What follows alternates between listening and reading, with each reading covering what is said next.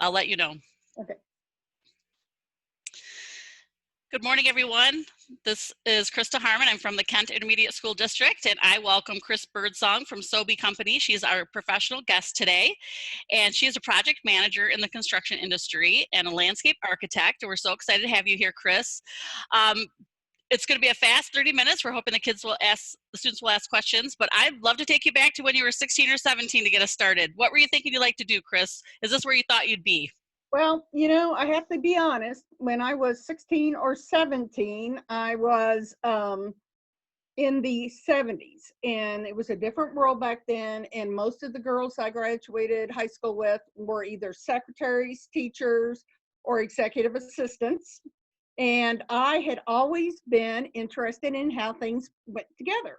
Like when my dad taught me to ride a lawnmower, I wanted to see how the mechanism changed the height of the blade. And when I played with Barbies, I wanted my dad to cut plywood with slots so that I could manipulate the plywood to be a Barbie house. I really didn't care about Barbie. I just cared about making a Barbie house. So I was kind of like concerned about, I didn't really want to be a secretary or whatever. And so I had a big talk with my dad, and he was a golfer. And he said, well, I think that you should be a landscape architect because they design golf courses. And so I actually went to Purdue University and got a landscape architecture degree. And of course, landscape architects do much more than design golf courses. They do everything from small residential planting plans to designing cities, to designing watersheds at a regional level, urban design, just all sorts of things. And so I got a 5-year degree in that. And then I was still only 21. And so my dad said, well, and at that point I had thought, well, I kind of like to have a little say in designing the buildings as well. And so my dad said, well, as long as you're single, I'll pay for it. So, because I was an only child. And he paid for me to get a master's degree in architecture, and it took another 3 years. So at this point, I was 8 years in, but fortunately, I didn't have any student debt. That would probably not have been the case these days. And so I graduated in 1983 with a master's in architecture and got a job I had passed my registration for landscape architecture, and I was an architectural intern. And so back then, computers had just begun. When I was in college, we were literally drafting on vellum, which is like that fancy parchment paper. And this is my T-square that I would draft with on the paper. And as computers came, now you would know it as AutoCAD. The industry kind of changed. It used to be that it was a very slow process to design a building. You would go through steps. And the thing, if you're good at linear thinking and you like processes, you will love architecture, because you do the initial design, and you do that by interviewing your clients and say, what kind of functions do you want in the building? Think about if you were going to design your own house. Do the bedrooms all have to be together? You want the kitchen to look out in the backyard? Should the kitchen face the morning east sun as it rises? All these questions they teach you to go through, and that gives you the framework. And then you do a couple preliminary designs, and you bounce it off your client, and they say, I like this part and this part, and then you do the final design, and then you have to design how the windows go together, all the different pieces, and it's step, step, step. And back then, when we were on paper, we would ink them, and we would put them in a tube, and we would mail them off, and we'd have 2 or 3 weeks, and then it would come back. Computers changed everything. So now, these days, it's 3-dimensional. I went back. So I had always, I forgot to say this, and this is the most important part. I had always wanted to be out in the field, and I thought, as being an architect, that I would have the opportunity to go out and look at the buildings I was designing as they were constructed, and that really is not the case. Being an architect, much more so than being a landscape architect, really is in the office kind of thing. And so as the years went by and the computers took over, I had less and less opportunity to be out and see how the buildings were being constructed. So I'm turning 62 next week. When I was 58, I had the opportunity, my life changed a little. I had the opportunity to reassess, and I decided I was going to go back and get a degree in construction management. And for the next couple of years until I retire, actually try to be a project manager in construction. So I did. I went and got a master's in construction. It was an online degree, and finished it in less than 2 years. It wasn't really super expensive. I think it was $25,000. I mean, that's a lot. When I went to Purdue, it was $4,000 a year. But I finished it and I moved to Grand Rapids, and you see all the cranes, it's booming.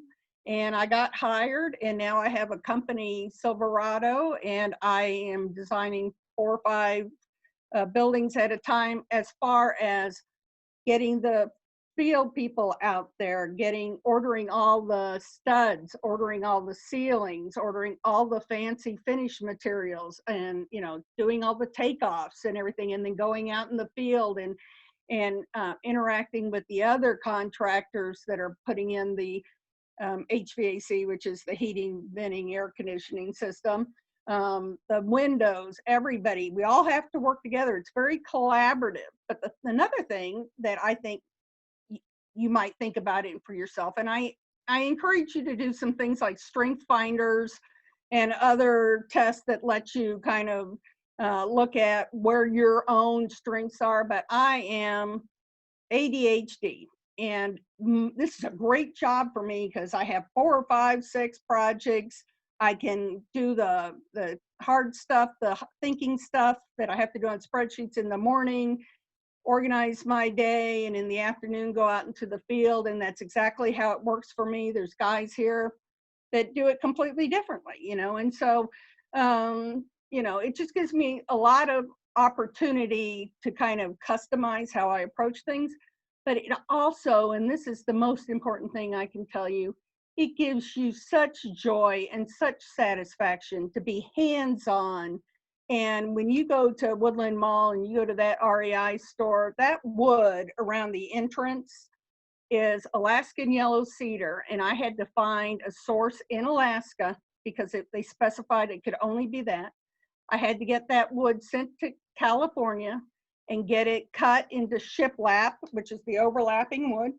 And then I had to have it shipped here, and it took like 5 months to get it here. And I barely made it before we needed to put it up. But it's a process, but it's a challenge. And every time I drive by the Woodland Mall and I see that entryway, I am proud.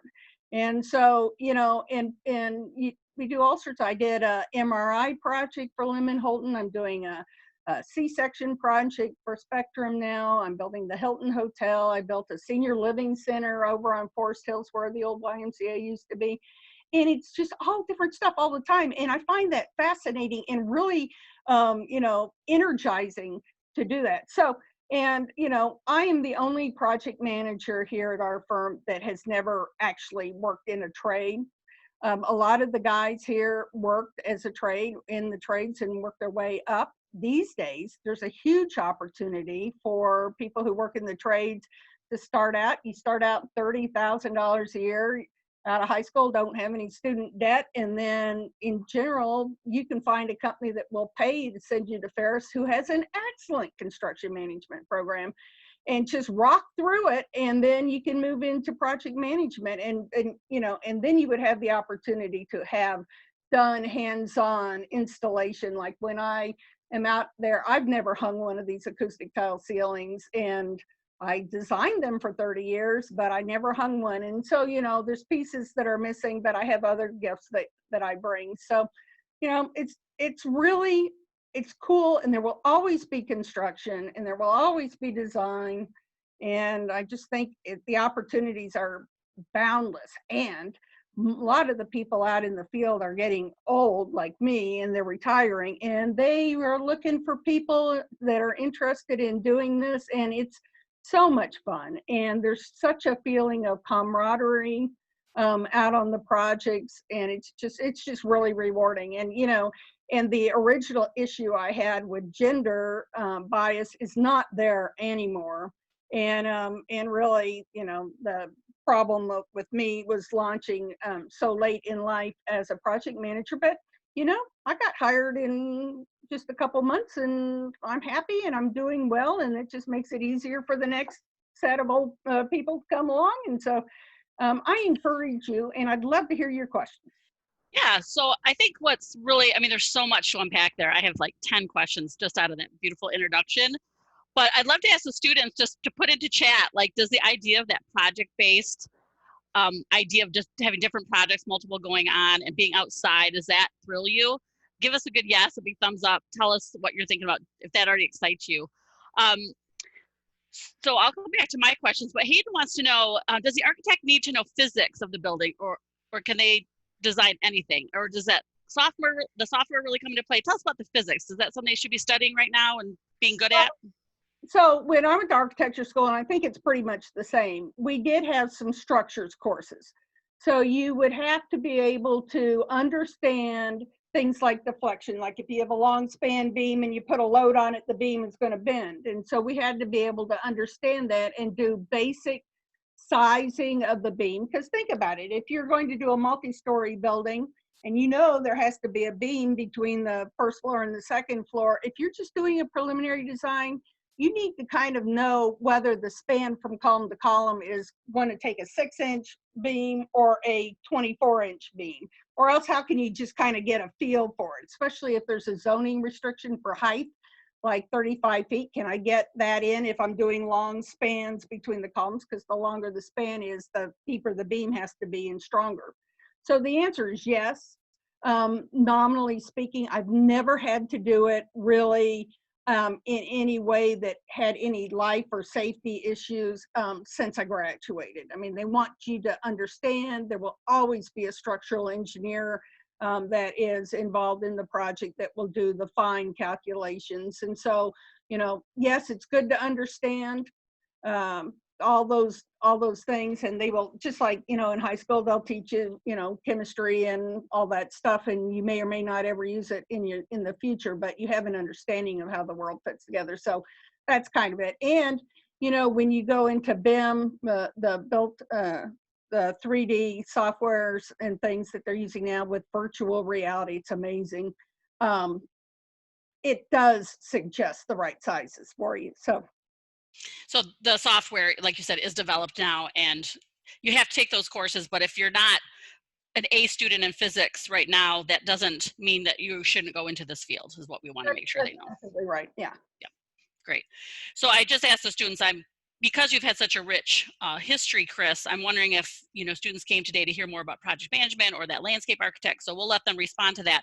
But why don't you give, you mentioned a little bit about project management, your current role, when you were talking about that out at the mall, really having to source out to Alaska, bring all those details. So I think a lot of young people would like to get a little more detail about what a project manager does. And do you have to have a certain degree for that now, or how does that work? No, you don't have to, in construction, you don't have to have a degree. A lot of people work their way up from the field.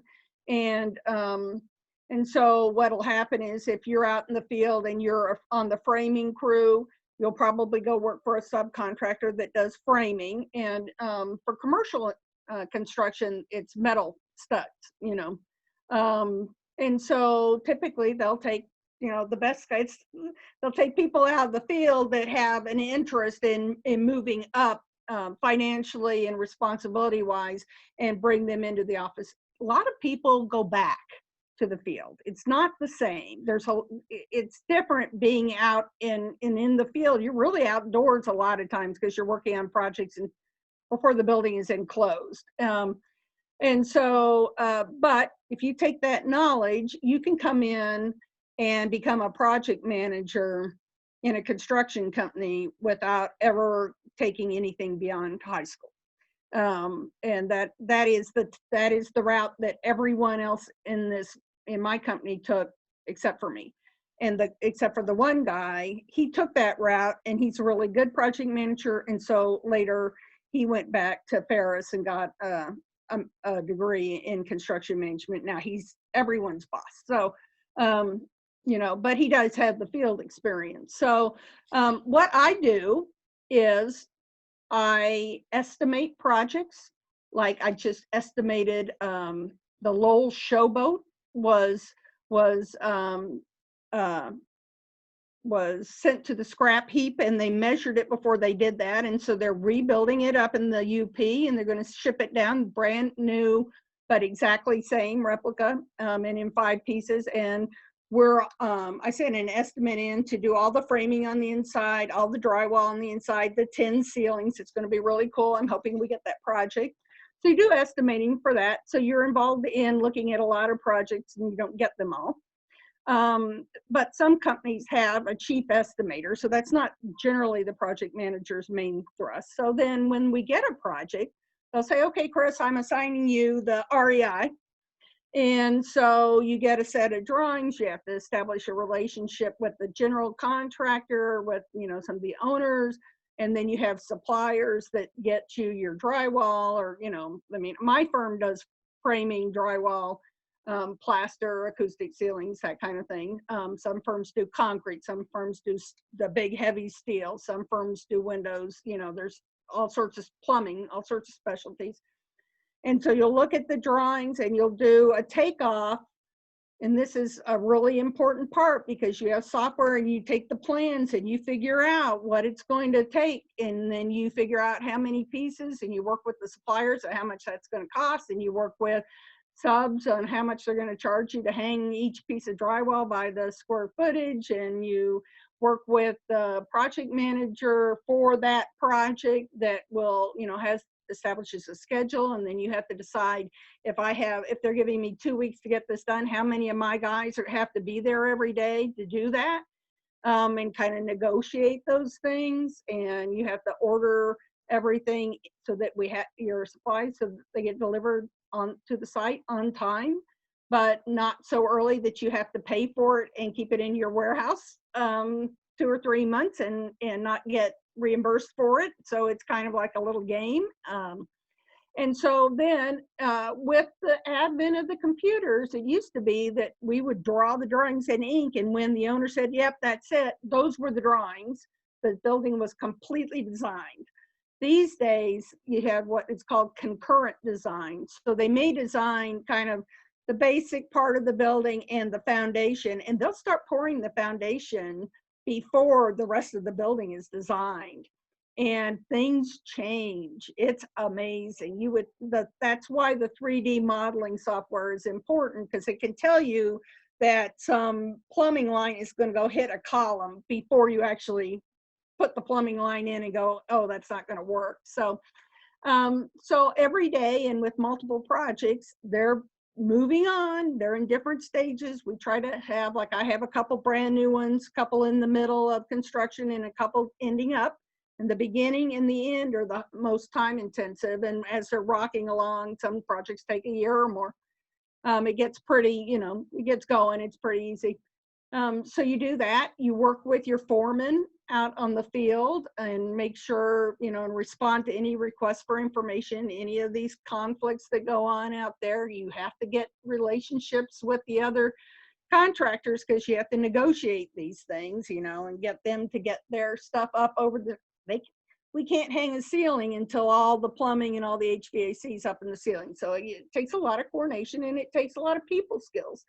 And do you use special software to manage all that, Chris? Because that just sounds like so many details. Like, how do you manage those details, especially when you're talking with subcontractors and other people? That's a good question, and it's really cool. There's technology online called several different kinds. PlanGrid is one of them. Procore is another one. But they have the ability to put all of the drawings and all of the details and everything up, and they keep them current. So like the first set of the preliminary set of drawings, you do the estimates off, and then the next set, and then if a couple sheets are issued to clarify a specific issue, they all get loaded up there. And so when you pull it up on your iPad or your tablet out in the field, or here in my office, you get to see the most current set of drawings, and you can hit a button and go back through every iteration. And so if you think, well, I could have sworn that had, uh, uh, a wainscot on that wall or whatever when I bid it. And so they issued a bulletin where you're supposed to respond and tell them if you have any pricing issues. Well, I missed it or whatever, or I'm glad I got it. But there's an iteration. It's the only possible way with all of the technology that's out there. So there'll be a set of architectural drawings, a set of structural drawings, a set of electrical drawings, a set of technology drawings and AV drawings, so there's a lot of different aspects that if you're interested in audio visual, you can work for an audio visual company and be the one that's hanging those really cool Bose speakers above the ceiling, and or you can work for an elevator company, or there's a lot of specialties, and they're very, very, it's really important. How would a young person even know where to start as far as picking a specialty? Or is that one of those things that kind of organically happens as you start your career? If you decide to go the trade route, you'll start to learn about different parts of it, or when you're in the construction management. Like how do you end up in a part that does the concrete versus the Bose speakers? How do they navigate that? Well, I don't know exactly. I would think if you had a special interest, you might. I have always been drawn to concrete. Concrete is the most, this is very odd to wrap your arms around, but concrete is the most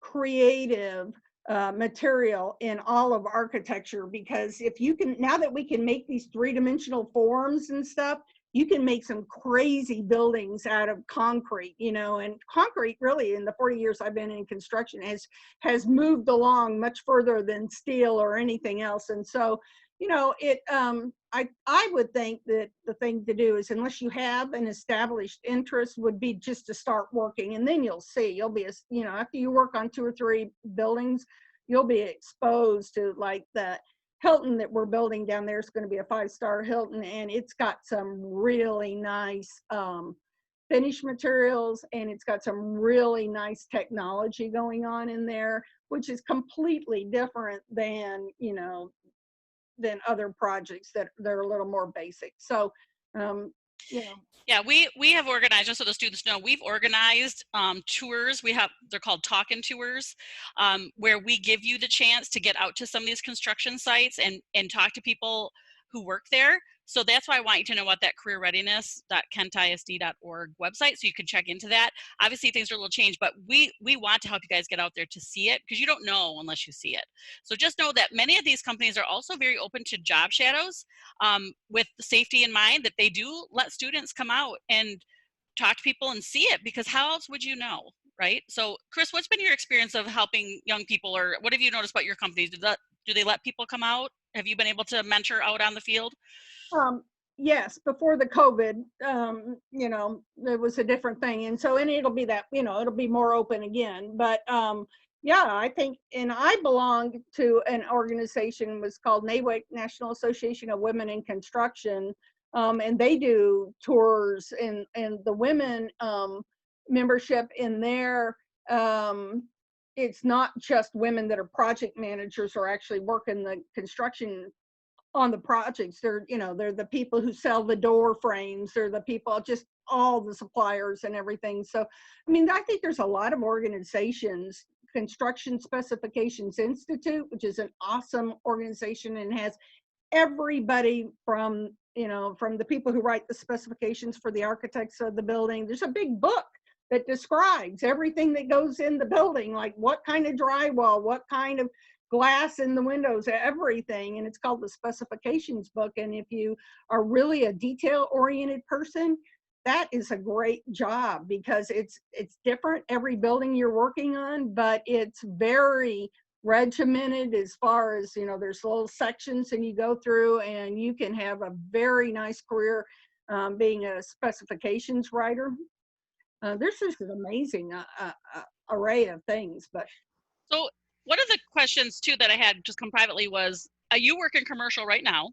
What do you see as the differences in doing some project management more on the residential side versus commercial? And what kind of divides the folks that choose commercial versus residential? Is it a personality thing? Is it just it just accidentally they end up in one of the sides versus the other? What would you like to share about residential versus construction? Well, residential, Commercial. I misspoke. well, residential construction is generally wood. We would call it stick construction. It's made out of wood studs, generally speaking. And so it's 1 or 2 stories, and you just know it's residential. Now, unless you're talking multifamily residential, which is like small apartment buildings and things like that, they're much faster projects. They are it's a different skill set. I mean, and there's a lot more variable. It depends on whether you're doing custom residential, which is really where the money is, or if you're doing homes for a developer that are built and then sold. And so I don't know. I think that I don't know. I'm kind of biased towards the commercial side. It's just it's got a whole bunch of things. It's really hard to get too much off of the straight and narrow in residential unless you're doing custom. Yeah, I would see that almost probably a little boring for you, knowing when you're dealing with multi-million-dollar buildings versus Yeah, just a house. multi-million-dollar buildings are kind of cool. Exactly. I will tell you, have this, like I had an experience. It was one of those, oh gosh, I'm so glad I got here things. I rode a buck hoist up the side of a building, which is just like that temporary elevator, and stepped off, went up this ladder, and I'm on the 9th floor, and it just had safety rails made out of 2x4s, and I'm up on the top of that Hilton down there, and the wind's blowing, and there's nothing up there, and there's going to be a rooftop bar, but at the time it was just the concrete slabs, and I thought, man, this is really cool. This is so cool that I'm up here, because no one else had ever been up. I mean, it had just been open, and I'm like, I'm one of the first people ever to see this view. That's so awesome. It's so fun to hear your passion, for sure. Yeah, exactly. Well, we only have about 2 minutes left, so I want to just unless the students have a question that they want to finish up with, go ahead and shoot it out there. But what else would you recommend as far as these young people in their education in high school, or those first steps? Because they often ask me, like, how do I get from here to there? So obviously you recommended just getting out there and getting onto a job site, whether it's just as a laborer, just to start being cleaning and, starting to learn. Anything that you be doing in high school besides job shadows? Any other recommendations for those early parts of their career? No, I mean, there are summer jobs available. And I'm an Instagram and Facebook and Twitter nerd on construction and architecture pages, and like Dwell, and I mean just all sorts of stuff. And my Twitter feed is nothing but design sites. And if you're really interested in construction, there's construction feeds that you can do and YouTube videos that you can watch. And the stuff that people are building, it's amazing. And so, if you're really into it, you might, just kind of look for some sources that'll open your eyes as to some of the things that are going on. It's pretty crazy. I think that's just a fantastic suggestion, for sure. Glean information that way by watching those videos, getting on, like you say, social media sites, just taking it all in. You guys, Chris has been very generous to offer her email address. If you have follow-up questions, Chris is now part of your network, so she can connect you even with somebody else who, maybe if there's a specific job title that you want a little more information about, perhaps she can connect you. So there is her email address. Thank you, Chris, for that. That's very generous. And then if you enjoyed hearing Chris's conversation today, roadtripnation.com, if you hover over career exploration and then click on interests, they have organized it by series of kind of buckets. So there's a construction one. Get in there, learn and hear about other people's stories. Continue to talk to people about how they got to where they are. It will help you take pieces and parts that you'll start to say, yeah, I like that part, or I didn't like that part, and it will help you make some decisions. But I think a lot of it is just getting started, like you said. And then this is a great website for you to get kind of the hardcore facts, like, is this job growing? What are the skill sets that are needed? What type of education is needed? And you can start to compare and contrast between that landscape architect, a regular architect, a project manager, a millwright, if you don't know what that is, or electrician. Read about those different jobs, because you will intuitively start to realize, oh, that one sounds better to me than another. So Chris, you get a chance for a final word of wisdom, and then Leah's going to put a survey into our chat. So the students, we really want to hear from you students, because this is a pilot and we want to know if this is helpful, if you want to keep learning from some of our experts in town or not. So be sure to fill out that survey for us. But a word of wisdom as we finish up, Chris. My last word of wisdom is, if you like to be involved in something new every day, and you don't want to have a job that's the same thing every day, look into construction. Yeah. It's rewarding. Yeah, and again, it's so fun to see your passion, and that hopefully it really does encourage some of the young people that are here today to keep going down that. But definitely in demand, and solid family supporting wages, and again, can get in there without any college debt if you get started. So Chris, it was so great to have you today. Thank you for your time. We'll let you go back to your project management meeting that you have for that new Hilton.